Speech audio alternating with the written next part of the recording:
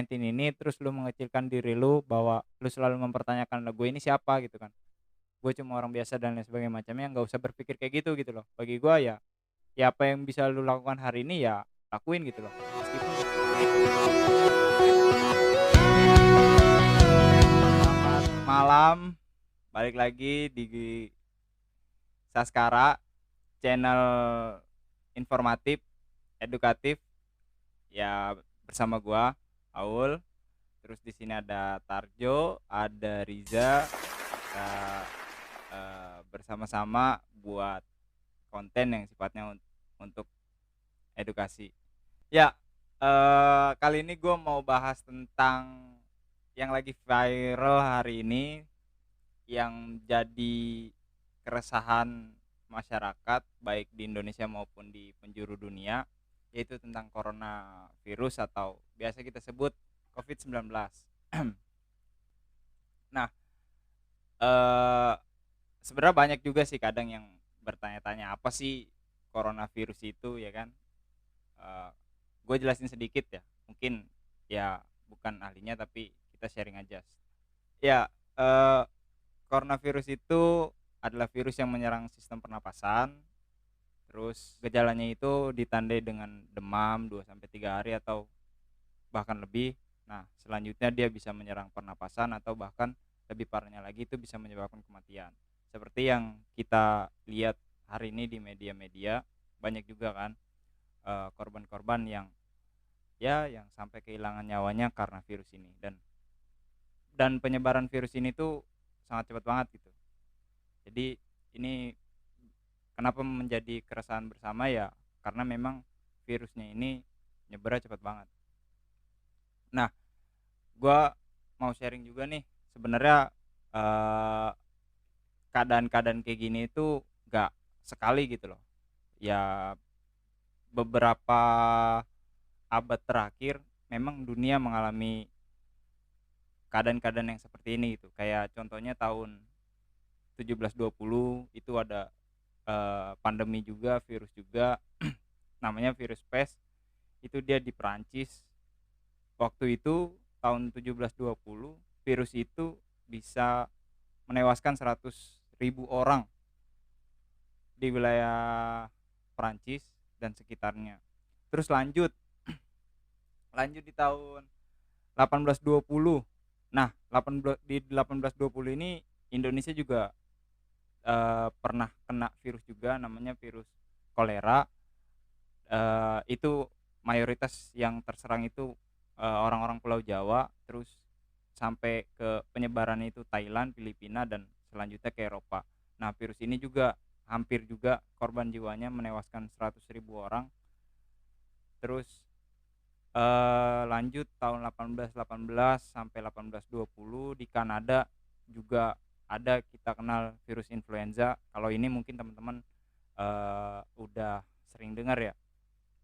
Itu juga hampir menewaskan 55.000 orang di Kanada, tapi berkat bukan berkat sih, karena virus ini juga memberikan dampak positif bagi Kanada dalam bidang medis ya. Ada terobosan-terobosan, atau karena adanya virus ini dunia medis di Kanada itu jadi bangkit gitu loh. Dan sampai hari ini tahun 2000 di tahun 2020 gitu kan, kita sampai akhirnya kenal corona gitu loh. Nah, makanya dari ya gue cerita sedikit tentang sejarah-sejarah apa virus yang ada di dunia dari abad ke abad gitu kan, abad 17 sampai sekarang. Ternyata memang ini bukan pertama kalinya dunia mengalami hal ini, tapi memang sudah beberapa kali, dan memang rentan waktunya itu sekitar hampir 100 tahun. Bahkan sampai ada yang suka bilang ini memang ya agenda agenda siklus tahunan lah. Kalau biasanya siklus siklus abad, ya nggak, Cak? Nah, kayak gitu. Jadi ya memang harus dipahami juga gitu. Sedikit informasi aja nih ya. Ternyata Indonesia adalah negara dengan korban tertinggi di dunia setelah Italia. Presentasinya kalau di Italia 9,2%, di Indonesia angka kematiannya itu mencapai 9,3%. Eee, ini informasi aja, gue nggak mau mengkritik pemerintah atau nggak mau, menyalahkan pemerintah, tapi Cupu, ah? cupu nggak mau kritik pemerintah. Bukan bodoh, ini konten kreator bukan konten kritik. Kritiklah pemerintah kalau salah. Ya banyak orang juga yang nggak sedikit parno atau takut atau bahkan sampai berlebihan gitu kan. Kayak kita lihat contohnya, kemarin awal-awal corona masuk ke Indonesia sebelum, Jakarta di-lockdown, banyak masyarakat atau banyak orang-orang yang berbondong-bondong ke supermarket cari bahan pangan, bahan papan, ya mereka borong karena takut, eee, virus corona ini gitu loh. Tapi nggak pernah memikirkan bagaimana dengan keadaan orang lain gitu kan. Ada juga yang sampai, karena lu takut kena terpapar corona, antisipasinya itu sampai berlebihan, sampai yang ya lu nggak mau apa, eee, nggak mau beraktivitas ngapa-ngapain, di rumah aja diem, dekem, kunci kamar dan lain-lain, tuh yang parno lah istilahnya. Terus ada juga bahkan, mohon maaf kalau misalnya ada yang tersinggung, sampai yang dia ngelihat, fenomena hari ini dengan corona, ada orang yang memanfaatkan itu untuk berbisnis, tapi overall, eee, bagi gue ini persoalan kemanusiaan gitu kan. Jadi kita harus sama-sama untuk saling membantu, saling gotong royong, saling membantu sesama gitu loh, bukan untuk cari kesempatan, cari untung bersama, kayak gitu. Nah, gue mau kasih tahu, eee, cara penanganan efektif aja nih, ya kan, buat buat teman-teman yang apa sih, yang sekarang di rumah lagi WFH, work from home, itu tentang ya gimana sih, eee, teman-teman cara cuci tangan yang benar ya kan. Itu tuh harus tahu tuh dan memang memang harus ada edukasinya. Contoh misalnya kita cuci tangan, pertama apa, kayak gini diusap tangannya, terus sela-selanya, terus dibalik, ya kan, dibalik, terus dibersihin juga sela-sela jari, ibu jari ya kan, kiri, kanan. Nah, terus habis itu pergelangan tangan gitu kan. Nah, itu tuh biasanya kalau harusnya sih diedukasi sejak dini gitu loh. Maksudnya ada ya pemerintah lah mengedukasi seperti itu. Tapi di sini juga gue mau sharing juga sama. Nah, terus habis itu boleh juga kita pakai masker ya kan? Pakai masker, nanti gue juga kasih tutorial masker. Ya, yang kedua nih, untuk cara penanganan yang efektif, satu tadi cuci tangan yang benar ya, tapi nggak asal cuci tangan, tapi memang memang ada cara-caranya. Intinya seluruh bagian tangan itu harus lo bersihin atau ya bila perlu sampai ke sela-sela kuku lah. Habis itu kita pakai masker. Nah, pakai masker itu juga jangan sembarangan gitu kan, jangan main asal sentuh. Ada bagian-bagian masker juga yang nggak boleh disentuh kayak bagian dalam, itu kan memang harus steril. Jadi ya teman-teman kalau mau pakai pegang bagian luarnya terus baru ditaruh, atau eh, bisa juga pakai masker yang lebih keren gitu kan. Tapi gua mau ngasih tahu yang masker yang biasa aja. Terus sama jangka waktunya itu ya kalau misalnya per satu masker itu normalnya berapa lama. Nah, terus yang paling penting lagi nih, ya kan? Ini kan maksudnya isu bersama, isu kemanusiaan dan semua prinsipnya itu harus saling peduli satu sama lain. Usahain kalau lu mau beli masker, jangan diborong men. Ya enggak? Lu harus pikirin yang lain gitu kan. Karena yang punya yang nggak mau kena corona itu bukan cuma lu doang, tapi juga ada orang lain atau bahkan ada orang yang hanya hanya mampu cukup untuk beli beberapa masker, tapi ketika dia mau beli malah nggak ada, kan kayak gitu. Ya usahain jangan borong lah gitu kan. Bahkan kalau lu tahu gitu kan, di negara-negara yang udah menyatakan lockdown ini, banyak juga kebijakan-kebijakan tentang pembelian masker dan lain-lain. Contohnya kalau tadi gue baca tuh di Singapura itu udah ada pemberlakuan misal minimal lu 1 minggu maksimal lu cuma boleh beli 3 masker kayak gitu-gitu. Dan tadi pun gua sih udah lihat lah di salah satu pusat perbelanjaan untuk eh, apa pembatasan pembelian masker, walaupun sekarang misalnya memang sulit mendapatkan masker gitu. Terus selanjutnya lu menjaga daya tahan tubuh. Nah, dengan cara apa? Ya, kita semua tahu lah gimana caranya jaga daya tahan tubuh. Ya, yang paling penting kan asupan gizi ya kan. Eh, Sebisa mungkin lu mengkonsumsi makanan-makanan yang bergizi tinggi ya kan, 4 sehat 5 sempurna itu harus dipenuhi, baik lauk pauk, sayur mayur ya kan, susu, buah-buahan dan lain-lain gitu kan. Nah, kalau buat anak kosan gimana saran? Yang nggak bisa kalau oh ya kak ah iya. Ya itu yang kalau misalnya menjaga daya tahan tubuh lah itu untuk lo yang di rumah. Kalau misalnya untuk teman-teman yang di kosan, ya kita sama-sama tahu ya kan. Next video buat anak kosan. Selanjutnya itu lo jangan pergi ke kota atau negara yang terjangkit corona. Tuh, ya ya kita sama-sama tahu gitu loh. Kalau misalnya lu ada keperluan pekerjaan atau keperluan tugas atau dan lain-lain yang memang mengharuskan lu harus keluar kota atau keluar negeri, saran gue sih jangan. Karena ya lu sama aja bunuh diri cuy, gitu kan. Di sana ada virus, di sana banyak apa orang-orang yang terjangkit dan eh, penularannya itu cepet banget, tapi lu malah datang ke sana itu ya saran gue sih jangan, gitu kan. Dan terakhir, karena kita tahu nih virus corona itu kan terakhir kabarnya itu menular melalui hewan-hewan liar kayak kelelawar dan lain-lain, terus juga bisa melalui kontak langsung. Nah, yang terakhir ini jangan, kalau bisa lu menghindari kontak langsung lah, baik itu sama hewan liar, baik itu sama orang gitu kan. Karena yang kita tahu corona itu bisa menyebar dengan saling saling saling kontak satu sama lain dengan orang lain gitu. Apalagi orang yang dari luar di tempat di tempat corona itu ada gitu loh. Nah, itu sih yang paling penting ya kan.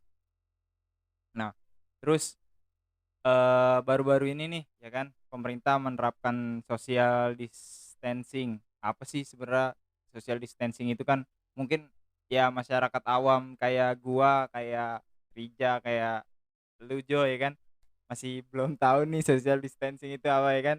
Social distancing itu jadi pembatasan sosial atau ya sederhananya jaga jarak lah.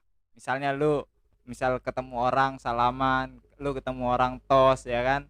Ya buat saat ini, buat dalam jangka waktu dekat ini, karena corona wabah corona itu lagi marak, cobalah lu antisipasi itu.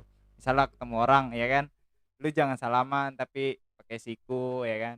Pokoknya usahain ngindarin kontak langsung lah sama orang kayak gitu. Itu sih menurut gua definisi social distancing itu kayak gitu. Supaya apa? Hah? Ya udah, Seri- lanjut ya lanjut. ya nggak apa-apa, maksud gua ternyata kita yang salah nih. Iya, maksudnya gitu. Ganti udah bukan social distancing. Jadinya body body distancing Distancing ya. itu kayak gimana? Ya berarti isolasi itu untuk orang-orang yang memang mungkin ada punya riwayat bersentuhan atau berkomunikasi sama orang-orang yang terjangkit corona gitu kan. Itu buat orang-orang yang punya riwayat. Nah, kalau yang belum ya kalau bisa body body distancing lah. Supaya lu tetap bersosial tapi ya tetap jaga jarak gitu kan. Terus ada juga penetapan WFH nih, work from home. Itu sebenarnya istilahnya gampang banget. Sebenarnya artinya itu ya lu kerja dari rumah gitu kan. Istilahnya kayak lu kemarin kerja di perusahaan, di kantor apa segala macam. Sekarang itu pemerintah netapin lu kerja di rumah. Jadi, pola kerjanya tetap sama, tapi hanya dipindahin tempatnya aja dari kantor ke rumah, gitu kan. Atau mungkin ada juga metode-metode lain yang kayak, bekerja di rumah, terus belajar di rumah. Teman-teman mahasiswa, teman-teman sekolah yang tadinya belajar di ruangan sekolah atau ruangan kampus, sekarang belajarnya di rumah, ya kan. Nah, itu metodenya juga ada yang online, ya kan, ada yang melalui video call, ya seiring perkembangan zaman lah. Tapi ya kayak gitu, balik lagi mungkin, ketidaksiapan kita menghadapi hal-hal yang kayak gini jadinya ya banyak kendala-kendala lah. Tapi ya overall gue yakin maksudnya kita semua bisa bisa menyesuaikan dengan keadaan yang kayak gini, secepatnya lah. Terus, eee, apa ya, banyak juga sih. Ini yang terpenting gitu loh, maksud gua dalam dalam video ini tuh kayak lu, kerja di rumah, lu beraktivitas di rumah, tapi apa sih maksudnya yang bakal lu lakuin gitu loh. Kalau misalnya lu sehabis kerja itu ya mungkin bersama keluarga dan lain-lain dan, sedikit waktu bersama keluarga. Nah, ini nih yang mau gua tekenin nih di dalam kebijakan WFH ini menurut gua ya, kita semua harus memanfaatkan kebijakan ini sebaik mungkin gitu loh. Nah, gua udah ada lah istilahnya saran-saran buat lu semua yang kayak yang hari ini mau menerapkan work from home itu kan. Ya pertama emang satu lu harus kerja di rumah ya kan, belajar di rumah, ya gue saranin memang lu benar-benar melakukan hal itu. Bagi gua ya bagaimanapun keadaannya, bekerja dan belajar itu kan, eee, ibadah gitu kan. Di samping lu menuntut ilmu, lu juga mencari pahala. Jadi jangan pernah sampai tinggalin itu. Terus kalau bisa ya lu manfaatkan waktu seefektif mungkin lah. Kadang kan lu bingung ya kan, mau ngapain nih kan di rumah, biasanya biasanya berkegiatan, biasanya kerja, biasanya ada apa, bersosialisasi dengan orang ya kan. Ya udah, gue cuma bisa nyaranin kalau bisa lu manfaatin waktu kayak lu baca buku, baik itu misalnya lu habis kuliah baca buku pelajaran, mungkin yang sebelum-sebelumnya itu lu apa, males nih baca buku pelajaran, ya cobalah sesekali ya kan karena lu bete di rumah, lu baca buku gitu kan. Ya mengedukasi diri ya kan. Terus kalau memang lu bete, bosen baca buku, lu bisa baca novel yang ya kalau ada yang suka baca novel, lu baca novel ya kan. Kalau ada yang suka baca berita, lu baca berita. Usahain ya maksimalin lah waktu lu, gitu kan. Terus atau, eee, saran lain juga, buat teman-teman yang memang punya basic, apa, di bidang kesehatan, di bidang medis, mungkin yang memang masih statusnya mahasiswa ya sekarang juga lagi marak-maraknya itu kan pemerintah butuh volunteer-volunteer. Nah, gue bisa juga saranin ya kan, kita bisa ikut yang, apa, yang kayak gitu-gitu, gitu kan. Maksudnya lu kalau kita tahu Tridharma perguruan tinggi itu kan ada 3 pendidikan, penelitian, pengabdian, gitu kan. Ya mungkin selama ini lu berpikir untuk selama ini lu selalu belajar ya kan, lu selalu meneliti, terus lu nggak pernah tuh yang namanya pengabdian, ya mungkin ini memang saatnya gitu loh. Saatnya lu sebagai mahasiswa, lu sebagai pelajar gitu kan, menerapkan apa ilmu yang udah lu dapat selama ini di momen-momen yang kayak gini. Karena bagi gua ini tuh perlu gotong royong, perlu kepedulian sesama, perlu kesadaran ya kan. Bagi gua, eee, kemanusiaan itu penting gitu loh. Karena ya kita sesama manusia harus saling menjaga satu sama lain. Nah, terus juga gue juga terinspirasi sih sebenarnya sama Dokter Tirta ya kan. Dia pernah bilang gini ya kan, masalah ini tuh masalah kebersamaan, ini masalah kemanusiaan. Memang kebetulan aja di bidang medis ya kan. Nah, dia kasih usul kalau misalnya memang, kita mau bantu gitu kan. Ini kan kadang lu misalnya bingung nih ya kan, anak-anak kesehatan tapi lu statusnya masih mahasiswa, mungkin lu masih ragu-ragu ikut volunteer dan lain sebagainya macamnya. Nah, lu bisa mulai tuh dari diri lu sendiri, dari keluarga lu, dari lingkungan lu, gitu kan. Kayak ya lu cari tahu, maksudnya lu pelajarin tentang COVID-19 itu apa, cara penanganannya, cara pencegahannya, atau bahkan cara perawatannya. Nah, setelah itu lu edukasi diri lu sendiri, terus lu edukasi keluarga lu, lalu kemudian lu bisa edukasi masyarakat sekitar lu gitu loh, baik RT, baik RW, atau melalui lembaga-lembaga kesehatan yang ada di sekitar rumah lu kayak puskesmas, posyandu, itu kan pasti ada tuh setiap setiap lingkungan lah. Nah, lu bisa melalui hal-hal yang kayak gitu loh. Bagi gua eee, nggak perlu lu harus berpikir besar tentang COVID 19 ini, terus lu mengecilkan diri lu bahwa lu selalu mempertanyakan, "Lah gue ini siapa?" Gitu kan. "Gue cuma orang biasa," dan lain sebagainya macamnya, nggak usah berpikir kayak gitu loh. Bagi gua ya, ya apa yang bisa lu lakukan hari ini ya lakuin gitu loh. Meskipun itu sekecil apapun itu, ya ketika itu dilakuin itu akan bernilai lebih buat diri lu sendiri. Terlepas bagaimana nanti orang ngelihatnya, kayak gitu. Terus yang terakhir sih, yang terakhir gue juga sebenarnya ini juga ya yang menginspirasi gue gitu kan. Kemarin bukan maksud balik lagi nih, bukan maksud untuk mengkritik pemerintah dan lain-lain. Kemarin juga kan waktu corona belum masuk ke Indonesia, pemerintah juga sempat mengkucurkan dana sekian sekian gitu kan untuk membiayai influencer. Kalau menurut gua, daripada menggelontorkan dana untuk influencer, kenapa nggak sama-sama itu meminta influencer untuk membuat konten-konten bermanfaat, ya kan? Kayak kayak banyak nih influencer yang buat donasi dan lain sebagainya macamnya, terus menularkan gitu kan.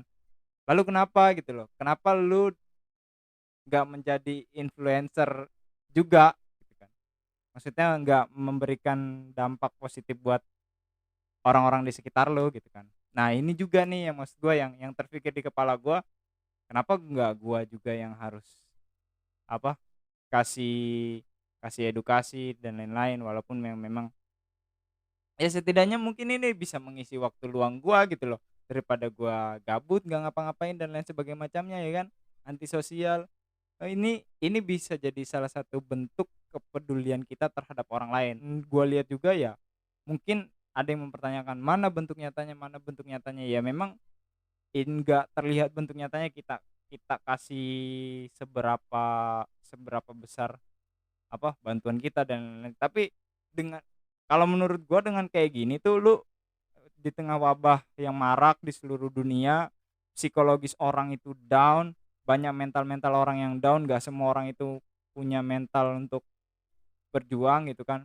Lalu kenapa kita nggak masuk di ranah itu gitu loh. Maksudnya memang fungsinya influencer kan kita membangun semangat, membangun membangun kepercayaan diri bahwa kita semua bisa melewati corona dengan prinsip kebersamaan, prinsip gotong royong, dengan asas kemanusiaan gitu kan, saling bantu sama satu sama lain. Apa yang bisa lu lakuin, lakuinlah gitu kan. Apa yang bisa lu pikirin, coba coba implementasikanlah gitu kan. Ya sebaik-baik, karena bagi gue sebaik-baiknya ide adalah ide yang direalisasikan, bukan ide yang dipikirkan lalu menghilang, kayak gitu. Oke, cocok nggak tuh? Ya gue ngajak teman-teman semua, mari kita berjibaku, mengulurkan tangan kita, apa yang bisa kalian lakukan, apa yang bisa kalian berikan, yuk sama-sama gitu loh. Kita bahu-membahu untuk melawan wabah corona ini gitu. Supaya karena gue yakin Indonesia itu kuat, Indonesia itu hebat, Indonesia itu adalah negara yang besar, independen, dan kita harus mampu berdiri di atas kaki kita sendiri. Bagaimanapun keadaan perekonomian kita, bagaimanapun keadaan pemerintahan kita, bagaimanapun kondisi politik kita hari ini, ya alasan kemanusiaan itu nggak menjadi alasan lu untuk nggak membantu sama satu sama lain, kayak gitu. Mungkin, eee, itu aja sih yang bisa gua sharing ke lo semua ya kan. Ya kurang lebihnya mohon maaf kalau misalnya masih ada yang kurang atau yang masih ada yang mau ditambahkan atau ya ide-ide kreatif dan lain sebagainya macam, gua membangun ruang sebesar-besarnya untuk kita menciptakan suasana yang kondusif, edukatif, dan bermanfaat bagi sesama. Itu aja, terima kasih. Oke, sekian video dari kita, ya kurang lebihnya mohon maaf, silahkan dituliskan di kolom komentar apabila ada yang mau dikomentarin ya kan. Semoga itu menjadi masukan buat kita semua, dan ini video pertama kita. Semoga kedepannya kita tetap konsisten memberikan informasi-informasi yang edukatif buat teman-teman semua. See you guys.